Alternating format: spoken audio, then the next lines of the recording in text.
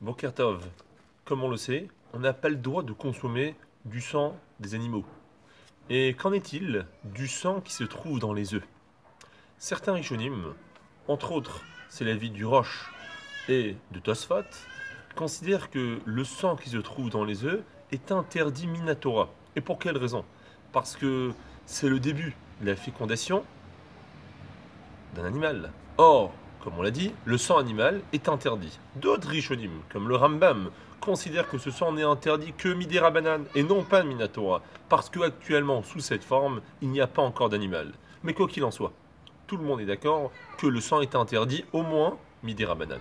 Par contre, pour les séfaradim, on va faire une différence. Où est-ce que se trouve ce sang? Est-ce qu'il se trouve dans le jaune d'œuf ou se trouve dans le blanc d'œuf?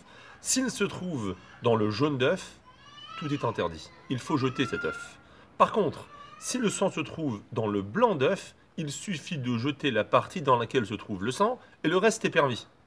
Pour les Ashkenazim, il n'y a pas de différence. Dans tous les cas de figure, il va falloir jeter cet œuf. Si je veux utiliser un œuf et j'ai pas forcément l'intention de l'ouvrir, je veux le cuire tel quel, on peut faire de la majorité, et comme dans la plupart des œufs, il n'y a pas de sang, il n'y a pas besoin de vérifier. Sauf si je l'ouvre, alors autant vérifier.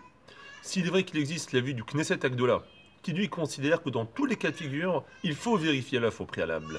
Mais la halacha, comme le témoigne Rabbi Chaim Vital au nom du Harizal, qui gobait des œufs entiers, alors on ne va pas être plus rigoureux que le Harizal. Yom Tov et Besorot Tovot.